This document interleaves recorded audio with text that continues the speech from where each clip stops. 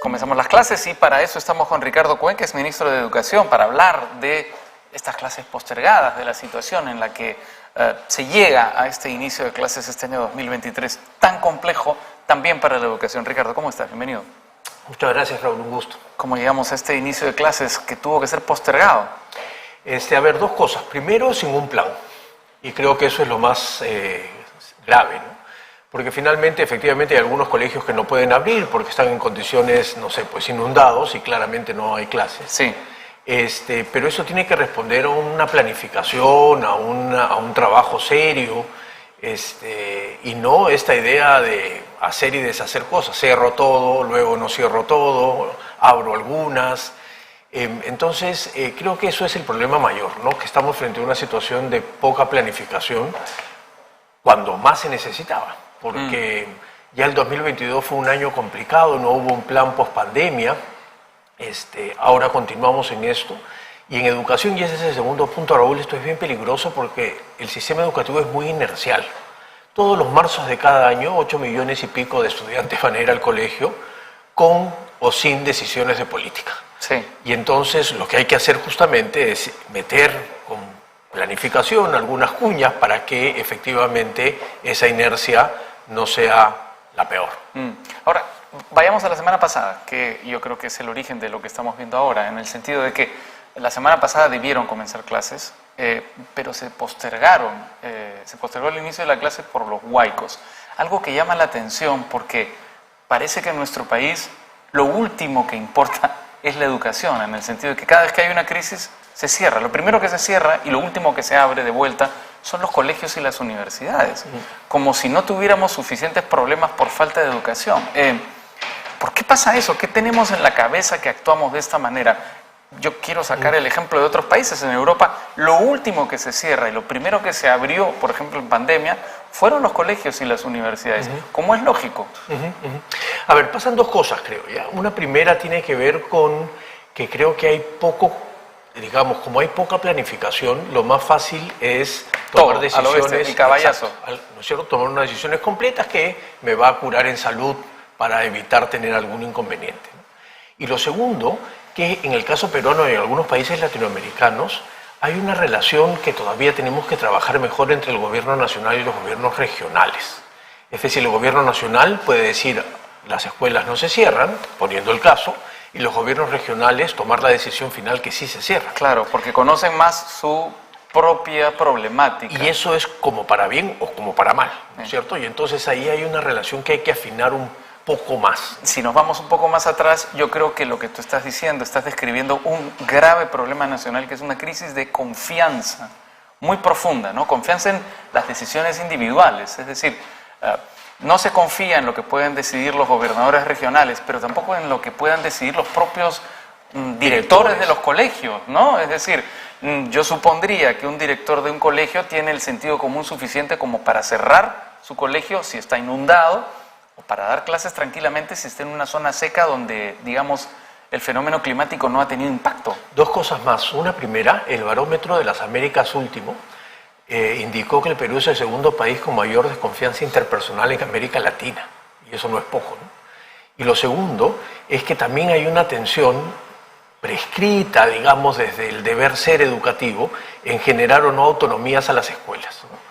De un lado se espera que tengan mayor autonomía, para, por ejemplo, como lo dices, tomar la decisión respecto de lo que sucede en las aulas, pero de otro lado, esa autonomía también no quiere ser tan ejercida en algunos momentos porque hay una relación más o menos perversa entre cuánta autonomía quiero y cuánta eso implica responsabilidad. Exactamente, ¿no? Claro. Exactamente. Ahora, es un proceso largo que hay que trabajar. Por supuesto, pero al mismo tiempo hay bastante descaro, digamos. Tú has usado una palabra que se vino repitiendo en los últimos meses mucho, la palabra autonomía, y se ha venido repitiendo por parte de las universidades que querían recuperar su inscripción ante SUNEDU, justamente con ese argumento, la autonomía universitaria. Decían que la SUNEDU era una intromisión en la autonomía universitaria.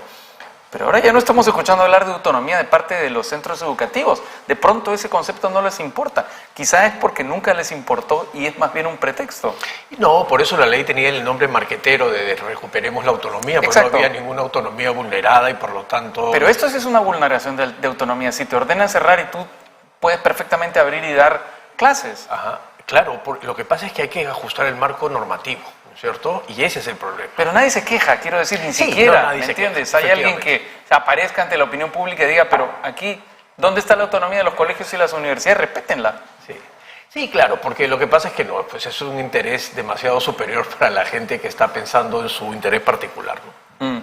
Ahora, ¿qué hacemos ahora con lo que tenemos? ¿Qué hacemos con este inicio de clases? ¿Cómo podemos minimizar los problemas y ofrecer hasta donde se pueda una buena educación a los niños que comienzan el día de hoy? A ver, yo seguiré exigiendo lo mismo que exigí o que planteé en julio del 2021 cuando dejé el ministerio. Dejamos un plan que, invitando al próximo gobierno a que lo pueda seguir en algunos, por lo menos en algunos temas, sobre todo en la necesidad de recuperar aprendizajes, de planificar un año 2022 de mejor manera, pero eso no se ha dado, ¿no? Entonces, la primera exigencia es insistir en que necesitamos un plan, independientemente de que tengamos o no evaluaciones, un plan que nos diga esto es lo que vamos a hacer porque suponemos que estos aprendizajes se perdieron, porque hay que trabajar condiciones socioemocionales en los estudiantes, la escuela también es responsable por la formación ciudadana, y entonces, ¿cuál es el plan? La sensación que tengo, y es por eso que yo digo que el gobierno de Boluarte es una continuación del gobierno de Castillo en educación, es que hemos regresado al año escolar como si no hubiese pasado nada en la pandemia. Como si hubiésemos regresado de 2 años de vacaciones prolongadas. Y entonces regresan los profes, se sientan los chicos, desarrollan las clases, pero hay una serie de carga enorme, emocional, de aprendizajes, de relaciones entre profesores y estudiantes, que han terminado afectando el sistema educativo y no podemos darle la espalda, ¿no? Sí. Eso forma parte de ese plan. Tener estrategias claras. Por supuesto que ha habido problemas, tenemos que recuperar esos problemas, pero necesitamos nuevamente plan, liderazgo y plan. Ahora, digamos, estoy de acuerdo en el sentido de que se está afectando mucho la educación, pero hay cambios, hay matices entre el gobierno de Pedro Castillo y este gobierno. El gobierno de Pedro Castillo apostó por los sindicatos, especialmente por el FENATE, el sindicato del presidente Castillo. Lo que le importaba era la situación de los profesores sindicalizados, mientras que ahora lo que parece importar es la situación de los inversionistas, básicamente de las universidades Bamba. Se ha hablado mucho de la relación que existe entre el ministro de Educación, Óscar Becerra, y estas instituciones. Lo que quiero decir es que lo último para ambos, o lo que no es prioritario en ambos casos, son los alumnos, que es lo que de verdad importa en la educación. Y la manera como le ofrezco el servicio educativo, ¿no? Yo digo que son lo mismo, porque, a ver, en el 2021 se acabó el ciclo de reformas educativas que se había empezado en el 2012. Efectivamente. No, ahí hay algo por lo que estoy completamente de acuerdo, es que son 2 gobiernos antirreformas. Antirreformas, ¿no es cierto? Inclusive un poco más peligroso que el anterior, porque el anterior por lo menos no hacía nada. Bueno, paró las reformas. Hizo la finta, ¿no? Dijo, oye, vamos a defender la SUNEDU. Paró las reformas, pero no hizo nada. Acá se están empezando a hacer cosas muy proactivo, contra, ¿no? Claro, proactivo contra reformas. Sí. Tenemos un nuevo Consejo Directivo de SUNEDU, tenemos un nuevo Consejo Nacional de Educación, ambos ad hoc a los intereses particulares que debe tener el gobierno. Habría que preguntarle a la presidenta Boluarte qué es lo que quiere con la educación, ¿no? Ahora, es muy llamativo esto que pasa con SUNEDU, porque el Consejo Directivo de SUNEDU, básicamente hay personas que han hecho todo lo posible por traerse abajo SUNEDU. Es decir, antirreformas totales. Tienes al enemigo dentro de la casa, ya claramente accionando desde la propia casa que querían destruir. Ya no solo tienes el modelo del gato del despensero, sino que tienes al gato enemigo del despensero. Totalmente, claro. Entonces tenemos un doble problema con la SUNEDU. Por eso te comentaba antes que estoy en fase de registro de estropicios para que en el 2026, que es cuando yo creo que se van a ir este Congreso y la presidenta, se tenga que hacer un buen balance de todos los 5 años de enorme pérdida de educación para ver cómo se hace un plan de emergencia de verdad para recuperarlo. El ministro Becerra ha tenido varias declaraciones que podríamos calificar al menos de poco felices, por usar un término benigno. ¿Tú crees que hay una relación entre esas posturas, esas declaraciones y su incapacidad de gestión? Yo creo que cualquier declaración que demuestre un principio autoritario y de no reconocimiento del otro esconde siempre poca pericia para hacer las cosas, sin duda alguna, del gobierno en general, ¿no es cierto? Allí donde no puedo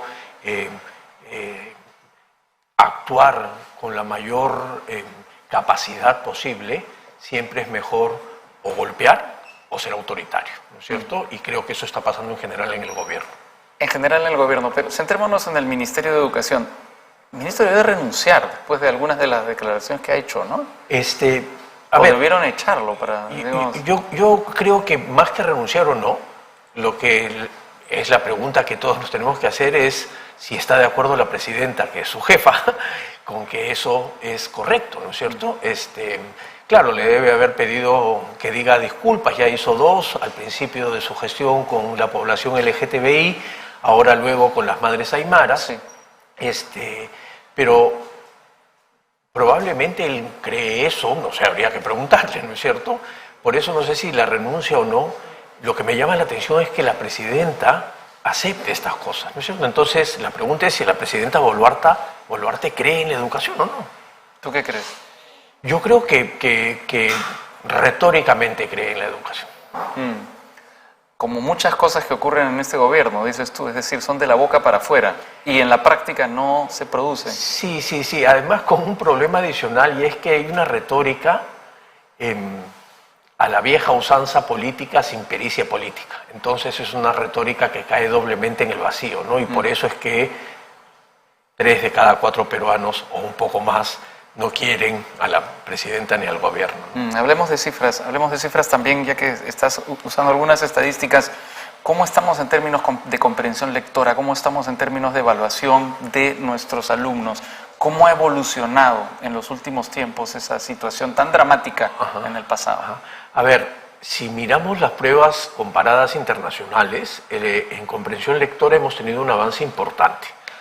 Las pruebas de la Oficina Regional de la UNESCO para América Latina entregó las pruebas tomadas en el 2019, en la cual el Perú, junto con otros 2 países, era el único que había avanzado en general en los aprendizajes y particularmente en comprensión lectora. ¿Y eso es resultado de la reforma? Eso es resultado de la reforma. No es magia, ¿no es cierto? No es que de la noche a la mañana los estudiantes mejoraron.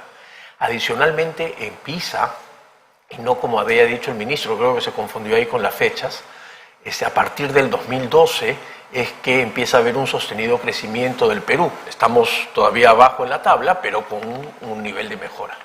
Y eso se debe a 3 cosas. Una reforma curricular, una reforma docente, cambios en las orientaciones de la capacitación de los maestros, que se han ido perdiendo a partir del año 2021 y que hasta el momento no sabemos qué va a pasar porque tampoco hay muy buena comunicación por parte del Estado, ¿no? ¿Y las millonarias consultorías caviares han tenido algo que ver con estos resultados? Seguramente. 700 millones de soles, bueno, son un montón de soles, ¿no? Sí, yo creo que eso ya se apagó, ¿no es cierto? Se apagó porque... Pero son declaraciones del propio ministro de Educación. Sin ningún sentido, ¿no? Ya lo han corregido, ya ha tenido que él también corregirse. Yo creo que, por eso te digo, hay una vieja usanza de ataques para que quede una idea sin mayor sustento. En el momento que sacan el sustento, entonces dices, perdón, efectivamente hubo un error, pido disculpas, y este juego es un juego de una vieja política perversa. Pero a mí me parece incluso peor, porque, digamos, ¿qué tipo de educación queremos? Una educación inclusiva sin discriminación, por ejemplo, a las madres aymaras, y etcétera. Y una educación que diga la verdad, ¿no? Sin Supongo, duda. Digamos, o sea, los textos escolares deben decir, por ejemplo, los de historia, una verdad histórica, no pueden plantear hechos de manera, digamos, tendenciosa, arbitrariamente. Los textos de matemática tendrán una verdad matemática, 5 más 5 es 10, no dirán 15. Totalmente de acuerdo. Y además, el tiempo nos va a dar la razón. ¿Qué va a pasar con los nuevos textos escolares? ¿No es cierto? Efectivamente, con la ley del Congreso, los grupos de familias van a poder decidir qué es lo que se enseña o no se enseña.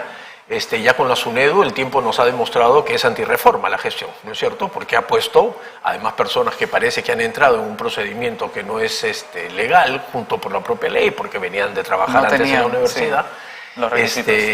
Termina siendo un proceso antirreforma, ¿no? Entonces, el corto tiempo nos va a dar la razón si efectivamente el gobierno de la presidenta Boluarte también es un gobierno antirreformas educativas. Vamos a verlo. Ricardo Cuenca, exministro de Educación, muchas gracias por tu participación en el vuelo.